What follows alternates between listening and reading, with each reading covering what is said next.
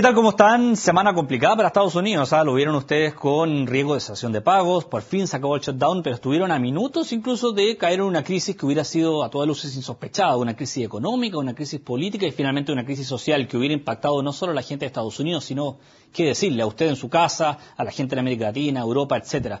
Para profundizar sobre eso y ver qué fue lo que realmente pasó en Estados Unidos, nos acompaña Juan Carlos Hidalgo. Él es analista político de políticas públicas, del Instituto Cato en Estados Unidos. Muchas gracias por estar en CNN Chile, además comentarista habitual de nuestra cadena hermana CNN en Español. Bienvenido. Gracias por la invitación. Bueno, ya lo esbozaba yo en la entrada. ¿Qué pasa en Estados Unidos? ¿Es tan anormal? Yo sé que este riesgo de default y esto de políticas de shutdown ha ocurrido, qué sé yo, 50 veces, más de 50 veces, pero estuvieron al límite. Lo de hoy o lo de esta semana tenemos que entenderlo como un hecho aislado o como un hecho que sin duda pudo ser grave. Pudo haber sido grave y precisamente por la gravedad de las consecuencias creo yo que nunca hubo verdaderamente el riesgo de que no hubiera acuerdo. Al final de cuentas iba a pasar algo para evitar que Estados Unidos no elevara el techo de la deuda. ¿Usted tenía fe que esto iba a ocurrir, que el acuerdo iba a llegar? Porque yo veía el conteo, ¿no?, que tiene la cadena CNN Internacional y quedaban 3 horas, bueno, pese que el último día se sabía, ¿no?, que se iba a llegar a acuerdo, pero quedaba un día, quedaba menos y decía, bueno, sí, yo creo que el bolsillo de repente, ¿no? Yo creo que era claro que iba a haber acuerdo. Lo vimos hace 2 años. Hace 2 años tuvimos la misma película y tal vez con las consecuencias un poco más serias, porque justo después de que se alcanzó ese techo, ese acuerdo para elevar el techo de la deuda, una de las agencias calificadoras de riesgo degradó la nota de calificación de Estados Unidos y tuvimos una caída en las bolsas bastante significativa. Eso es simple, para que la gente entienda, es que Estados Unidos tiene menos prestigio económico, ¿no? Exactamente. Si tiene AAA, tiene AA más, es un tecnicismo, pero tiene menos prestigio económico. Exactamente. Lo que manda es un mensaje a los mercados diciendo hay un problema fiscal serio en los Estados Unidos y por lo que estamos viendo en Washington, eso dijo la agencia calificadora hace 2 años, por lo que estamos viendo en Washington, no existe un consenso ni existe una actitud por parte de los políticos para hacer algo para poner orden en la casa. ¿Y cómo queda Estados Unidos después de esto? Porque hay posiciones para todos. Algunos dicen, bueno, es la democracia ejemplo o que pretende ser ejemplo del mundo y resulta que por peleas partidarias estuvo a punto, bueno, de hecho dejó a su gente, mucha gente sin trabajo por mucho tiempo y estuvo a punto de dejar al mundo Estados Unidos en una recesión y por ende dejar al mundo en una crisis. Eso es una visión. La otra es, bueno, esto es una democracia y miren cómo somos capaces de pelear democráticamente y al final solucionarlo. Mira, los padres fundadores cuando redactaron la Constitución de Estados Unidos se garantizaron de que el poder nunca estuviera concentrado en una persona o en un partido político. Por eso es que dividen los poderes en 3 poderes, el Congreso, el cual a su vez está dividido en 2 cámaras, el presidente, la Corte. Ellos precisamente querían este tipo de disfuncionalidad por parte del gobierno para que no estuviera concentrado el poder. Sin embargo, ellos nunca pretendieron de que el gobierno federal jugara un papel tan predominante en la vida del país. Ellos pretendían que el gobierno fuera pequeño. Por eso incluso fundaron Washington en una ciudad que es un swampo, que es un pantano. No querían que la gente viviera ahí. Pero no es lo que ha ido pasando, ¿no? Barack Obama postula tener un estado un poco más grande. Ese es el problema. Ahora tenemos un estado que consume 1/5 de la producción nacional. Si el gobierno de Estados Unidos no hubiera elevado el techo de la deuda, efectivamente hubiera tenido que recortar sus gastos en aproximadamente un 16% de la noche a la mañana, lo cual hubiera probablemente, tal vez, muy probablemente, enviado el país a una recesión. Por lo tanto, ahí la seriedad del caso. Ahora, muy en simple, es difícil explicarle a la gente que ve en la casa, pero básicamente lo que se logró es que Estados Unidos pueda seguir endeudándose más porque en el fondo lo que puede producir es menos que lo que necesita. Eso no es un círculo vicioso y que una bola que va gigante y que uno dice, bueno, en algún momento puede explotar, ¿no? Eso es lo peligroso. Yo creo que mucha gente no ha prestado atención a lo serio del asunto. Mucha gente cree que el problema es el techo de la deuda y no la deuda en sí. La deuda ya alcanza más el 106% del Producto Interno Bruto. En 1980, la deuda del gobierno federal era $1 billón, o sea, $1 millón de millones de dólares. Ahora vamos ya casi por 17 billones de dólares. Está aumentando como una bola de nieve y con un agravante. A partir del 2018 aproximadamente, todos los baby boomers, esa generación que nació después de la Segunda Guerra Mundial, el grueso de esa generación va a empezar a pensionarse. Entonces va a poner más presión en las finanzas públicas por cuestión de seguridad social, por el programa federal de salud para personas mayores que se llama Medicare.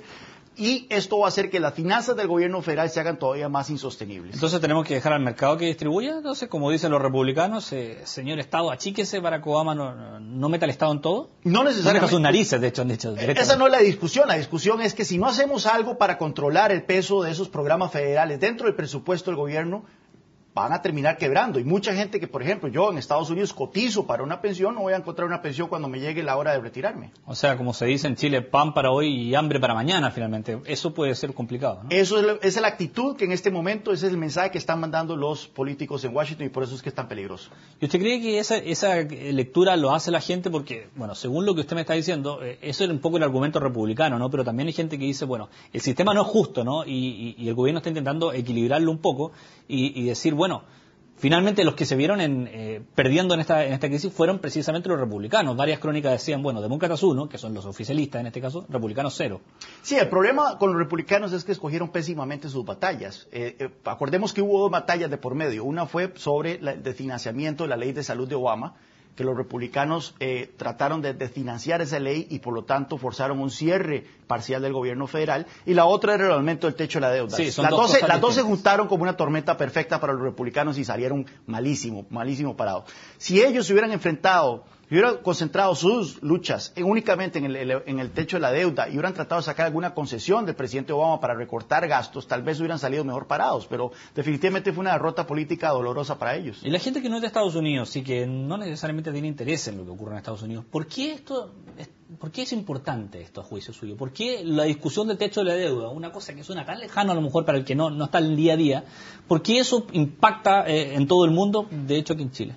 Veamos lo que está pasando en este momento en Europa. En Europa nos están demostrando que incluso países desarrollados, incluso potencias económicas, pueden verse afectados seriamente en una recesión por no controlar sus finanzas públicas y por no controlar el peso de sus deudas. Estados Unidos va a ese camino y Estados Unidos sigue siendo la economía más importante del planeta, sigue siendo el principal socio comercial de la mayoría de América Latina, sigue siendo el principal fuente de inversión extranjera directa, turistas, sí. En fin. Si se refiere a Estados Unidos, nosotros nos da pulmonía, eso básicamente. Exactamente, si Estados Unidos continúa en el camino de Europa, bueno, entonces todo el mundo vamos a tener una situación económica no óptima por los próximos, no solo años, sino décadas. ¿Usted calificaría la discusión de Estados Unidos entre demócratas y republicanos más allá de un juego político, una lucha casi ideológica ya? Difícil Totalmente. De haber visto en Estados Unidos de hace un tiempo, ¿no?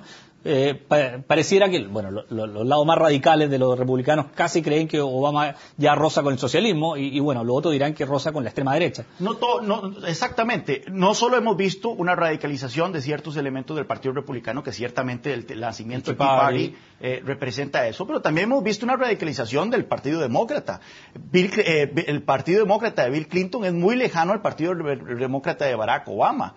Recordamos que Bill Clinton balanceó el presupuesto de Estados Unidos, mientras que Barack Obama nos ha entregado los déficits fiscales más grandes en la historia de Estados Unidos en tiempos de paz. Bueno, él prometió tener un Estado más grande también, digamos. Exactamente. ¿A qué costo es a lo mejor la pregunta? Ese es el debate en este momento que tenemos en Estados Unidos entre aquellos que creen en un gobierno mucho más activista y otros que creen que el gobierno debería regresar a sus raíces constitucionales. ¿Y quién cree que es el gran ganador de esta crisis?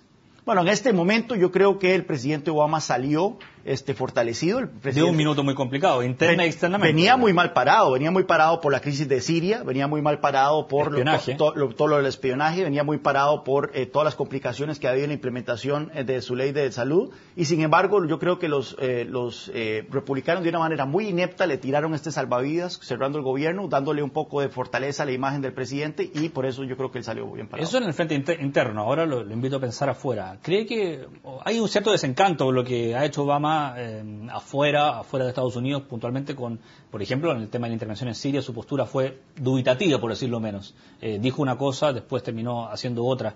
¿Cree usted que la imagen del presidente afuera, que era la gran esperanza, ¿no? el change, el cambio, finalmente no ha sido así, aunque todavía tiene algunos años para remediarlo? Yo creo que finalmente mucha gente se está dando cuenta que lo de Obama era un espejismo. Muchos dijimos desde un inicio que Obama no representaba mayor cambio, y hemos visto cómo efectivamente en temas de espionaje Obama ha resultado ser peor que Bush. Mucho por culpa del gobierno también, del Congreso, no solo de Obama. Por ejemplo, en el tema de Guantánamo.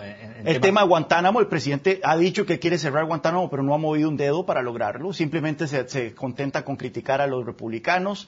En el tema de intervenciones militares, creó un presidente muy nefasto, y es que el presidente Obama fue el primer presidente de Estados Unidos en iniciar una acción militar sin ningún tipo de autorización del Congreso, como lo fue en Libia. Y bueno, hemos visto cómo la imagen de Estados Unidos a lo largo del mundo, no solo en Europa, en el Medio Oriente, a lo largo del mundo está en uno de sus puntos más bajos, a pesar de que cuenta con un presidente que supuestamente iba a cambiar eso. Ahora no sé si la gente prefiere a George W. Bush me refiero. Yo creo que siguen prefiriendo a Obama, por lo menos afuera, ¿no? Bueno, eso claramente es el caso. Sin embargo, vemos que en el Medio Oriente en este momento la imagen de Estados Unidos es todavía peor que la que tenía durante los años de Bush. Como dicen mucha gente, Bush torturaba a los sospechosos de terrorismo. Obama simplemente los evapora con drones.